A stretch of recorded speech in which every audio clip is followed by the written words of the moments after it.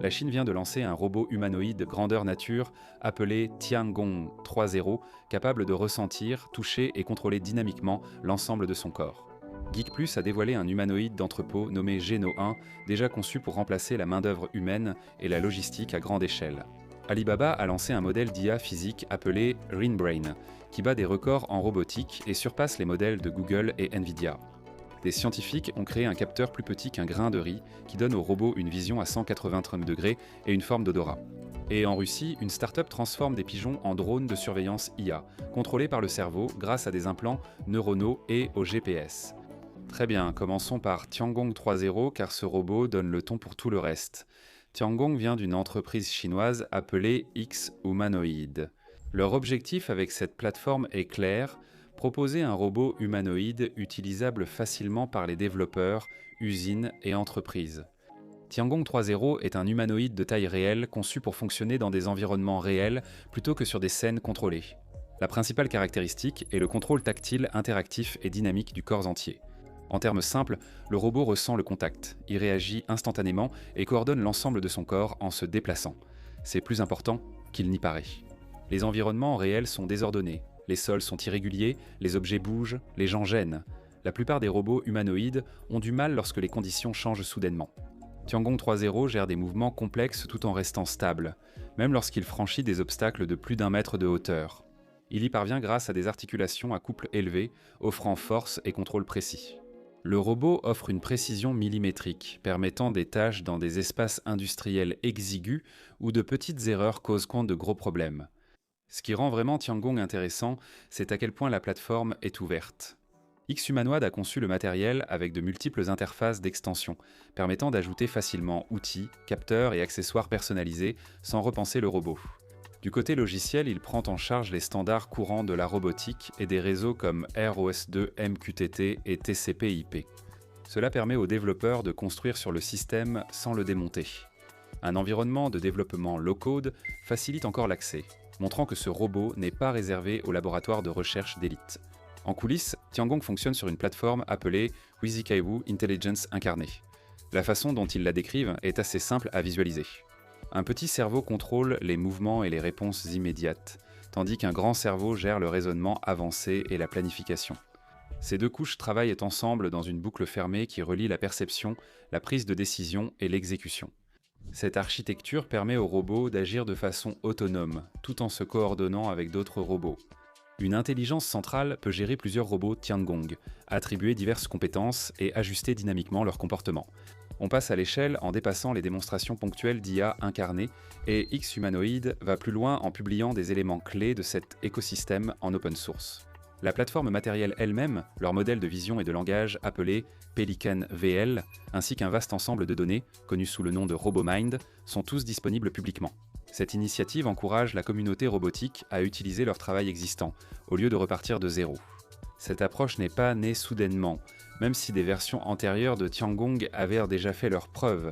L'une a bouclé un semi-marathon de 21 km en moins de 3 heures. D'autres ont dominé des compétitions internationales de robots humanoïdes, gagnant des médailles en sprint et manutention de matériaux en autonomie. Tiangong 3.0 s'appuie sur cette base et la pousse vers une utilisation industrielle polyvalente. À mesure que les robots deviennent plus performants et plus visuels par nature, le processus derrière la création de vidéos par l'IA évolue. Xfield sponsorise la vidéo d'aujourd'hui et a lancé l'une des plateformes de production d'IA pour créateurs à la croissance la plus rapide. Pensée pour imiter un vrai flux de travail de studio plutôt qu'une simple boîte de saisie, la plateforme Xfield est organisée selon la production réelle des vidéos. Vous commencez avec une idée, vous façonnez vos plans, puis vous générez et affinez le tout dans un seul et même processus connecté. Au lieu de passer d'un outil d'IA à un autre pour les scripts, les visuels et le montage, tout votre projet reste au même endroit, du concept à l'exportation. L'approche centrée sur le créateur distingue la plateforme, surtout si vous voulez produire plus que de simples clips de test. Ils hébergent déjà beaucoup des modèles vidéo d'IA les plus récents et les plus puissants, et la dernière nouveauté, c'est Kling 3.0 qui est honnêtement l'un des modèles vidéo les plus impressionnants du moment. Dans le flux de travail de Xfield, votre script, vos références et vos indications audio s'intègrent tous dans un processus de génération structuré. Les scènes s'enchaînent naturellement, la caméra reste cohérente et personnages et objets gardent leur constance d'un plan à l'autre. En pratique, vous ouvrez un projet, ajoutez un script ou une idée, planifiez la scène, générez la vidéo, ajustez timing ou visuel, puis exportez le résultat. Prêt pour des publicités sur les réseaux sociaux ou pour raconter des histoires. Ça vaut vraiment le coup d'y jeter un œil si vous êtes sérieux au sujet de la réalisation de films avec l'IA. Le lien est dans la description. Maintenant. Tiangong vise la flexibilité, tandis que Geek Plus adopte une approche ciblée, ce qui pourrait accélérer son arrivée sur le marché. Geek Plus vient tout juste de dévoiler Geno 1 qu'il décrive comme un robot humanoïde polyvalent conçu spécifiquement pour les opérations d'entrepôt, et les entrepôts sont le terrain d'essai idéal.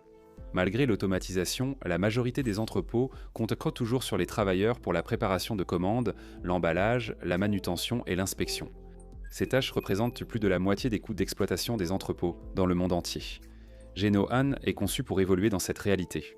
Il fonctionne avec Geek Plus Brain, une intelligence incarnée entraînée sur des années de données d'entrepôt et de simulation à grande échelle. Ce robot possède une vision multi-œil qui lui confère une forte conscience spatiale.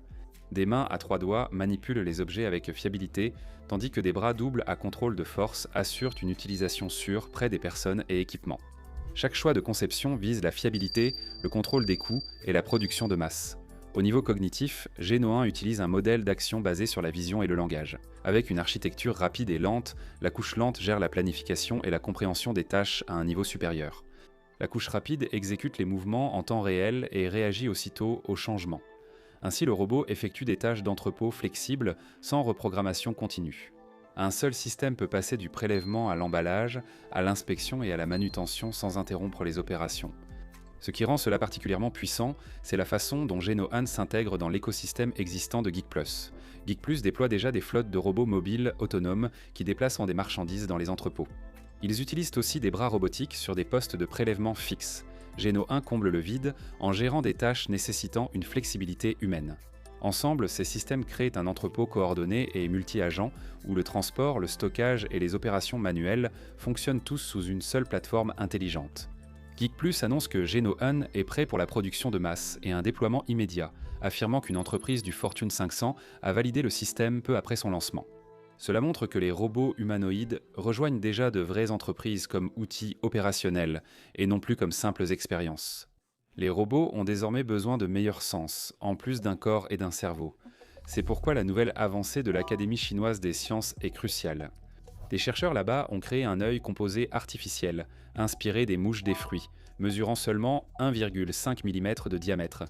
Malgré sa petite taille, ce capteur offre au robot un champ de vision de 180 degrés. Cette vision élargie permet aux machines de repérer mouvements et obstacles devant et sur les côtés simultanément, sans tourner la tête. L'ingénierie derrière cela est incroyable.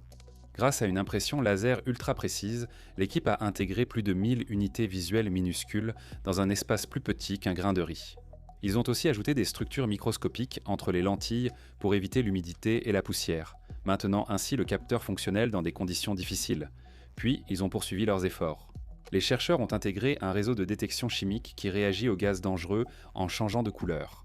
Dans un seul petit dispositif, un robot peut voir un large champ de mouvement, éviter les obstacles et détecter des produits chimiques dangereux.